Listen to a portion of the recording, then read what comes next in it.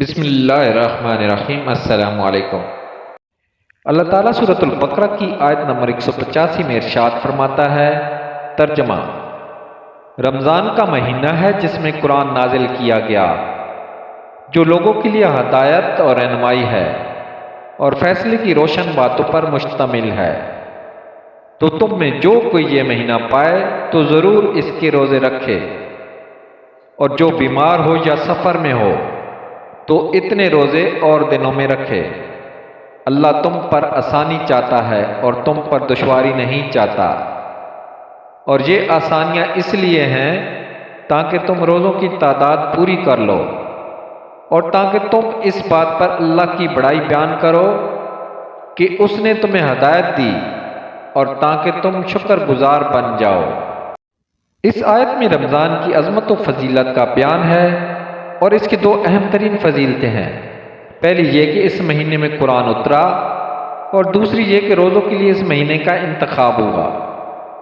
اس مہینے میں قرآن اترنے کے یہ معنی ہیں: نمبر 1، رمضان وہ ہے جس کی شان و شرافت کے بارے میں قرآن پاک نازل ہوا۔ نمبر 2، قرآن کریم کے نازل ہونے کی ابتدا رمضان میں ہوئی۔ نمبر 3، مکمل قرآن کریم رمضان المبارک کی شب قدر میں لوح محفوظ سے آسمان دنیا کی طرف اتارا گیا اور بیت العزت میں رہا۔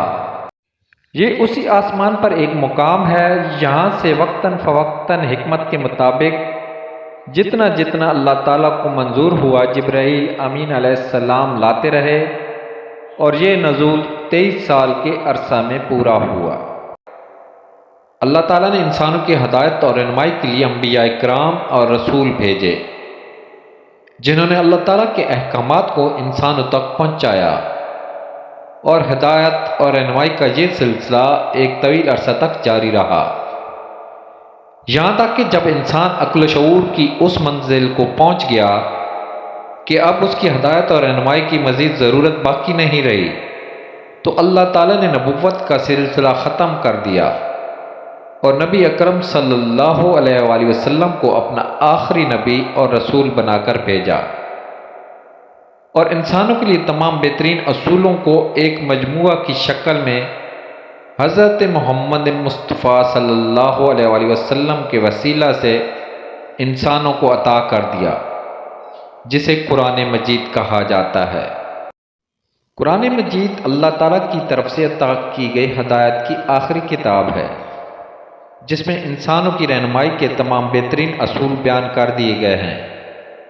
اللہ تعالیٰ کی حکمت یہ تھی کہ اس سے پہلے نازل ہونے والے صحیفوں کا مقررہ زمانہ گزر جانے کے بعد اور ان کے منسوخ ہو جانے کے بعد اللہ تعالیٰ کی آخری کتاب قرآن مجید کو نازل کیا جائے، جو قیامت تک انسانوں کے لیے اللہ تعالیٰ کا آخری مکمل اور ناقابل تنسیخ اور ہدایت نامہ ہو۔ قرآن مجید 114 صورتوں پر مشتمل ایک کتاب ہے، جس کی تقسیم مکی اور مدنی صورتوں میں کی گئی ہے۔ قرآن مجید میں 6666 آیات اور 540 رکوع ہیں، اور اس کے 30 پارے ہیں، جن میں سے ہر پارے کو ایک عنوان دیا گیا ہے۔ قرآن مجید حضرت محمد مصطفیٰ صلی اللہ علیہ وآلہ وسلم پر نازل کیا گیا، اور اس کی نزول میں کل 23 سال کا وقت لگا۔ قرآن کریم کی صورتیں مکی اور مدنی صورتوں میں تقسیم شدہ ہیں۔ جو صورتیں حضرت محمد مصطفیٰ صلی اللہ علیہ وآلہ وسلم کے مدینہ ہجرت کرنے سے پہلے نازل ہوئیں، انہیں مکی صورتیں کہا گیا ہے، اور جو حضرت محمد مصطفیٰ صلی اللہ علیہ وآلہ وسلم کے ہجرت مدینہ کے بعد نازل ہوئیں، انہیں مدنی صورتیں کہا گیا ہے۔ مکی اور مدنی صورتوں میں طرز بیان، معنی اور مضامین کے لحاظ سے کافی فرق ہے۔ مثلا مکہ مکرمہ میں جو آیات اور صورتیں نازل ہوئیں، ان میں زیادہ اصول اور کلیات دین کا بیان ہے۔ توحید، رسالت اور آخرت جیسے بنیادی عقائد پر زور دیا گیا ہے۔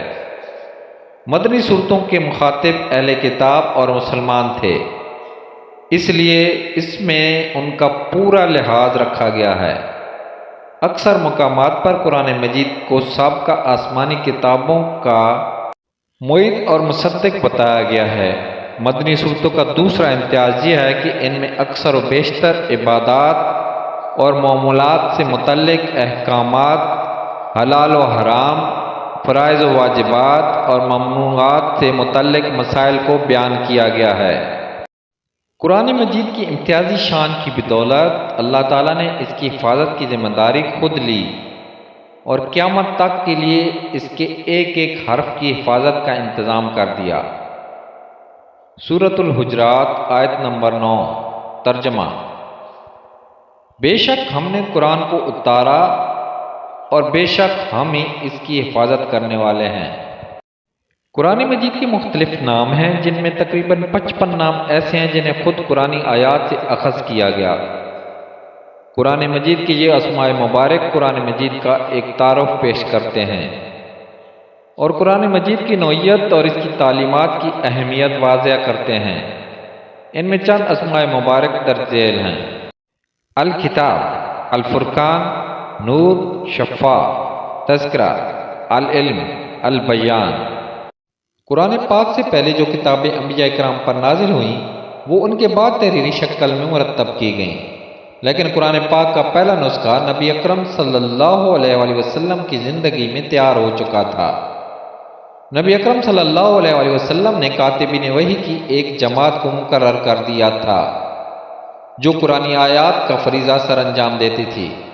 نبی اکرم صلی اللہ علیہ وآلہ وسلم کے دنیا سے پردہ فرمانے کے وقت تک پورا قرآن پاک مختلف اجزاء پر لکھا ہوا تھا۔ اس کے علاوہ صحابہ کرام کو قرآن پاک زبانی یاد بھی تھا۔ نبی کریم صلی اللہ علیہ وسلم نے قرآن پاک کی سورتوں کی ترتیب بھی اپنی زندگی میں فرما دی تھی۔ کیونکہ مختلف آیات کا نزول 23 سال کے عرصہ میں ہوا، اس لیے قرآن پاک کی موجودہ ترتیب نزول کے اعتبار سے نہیں ہے، بلکہ رسول اکرم صلی اللہ علیہ وسلم کی ہدایت کے مطابق سورتوں کی ترتیب رکھی گئی ہے۔ اب قرآن مجید کتابی شکل میں موجود ہے، جس کی تقسیم سورتوں، آیات اور رکوع میں کی گئی ہے۔ قرآن مجید کی اہمیت اس بات سے واضح ہے کہ اس میں جو شریعت عطا کی گئی ہے وہ ہر لحاظ سے جامع اور مکمل ہے۔ اس لیے پہلے آنے والے تمام انبیاء کرام علیہ الصلوۃ والسلام کی شریعتوں کو منسوخ کر دیا گیا۔ سورہ آل عمران میں اللہ تعالیٰ نے ارشاد فرمایا ہے کہ جو کوئی اسلام کے علاوہ کسی اور دین کو قبول کرے یا اسے تلاش کرے تو اسے ہرگز قبول نہیں کیا جائے گا۔ دین اصولوں کا مجموعہ ہوتا ہے جس پر عقائد کے حوالے سے زندگی گزارنے کا طریقہ کار چنا جاتا ہے۔ قرآن مجید میں وہ ضابطۂ حیات مہیا کر دیا گیا جو ہر دور اور ہر معاشرے کے لیے یکسانیت اور کامل حیثیت رکھتا ہے۔ قرآن مجید اسلام کی نظریاتی آسمانی کتاب ہے جس میں احکامات خداوندی اور انسانی زندگی کے نشیب و فراز کا حوالہ موجود ہے اور کئی سو سال گزر جانے کے بعد بھی اسی طرح محفوظ ہے۔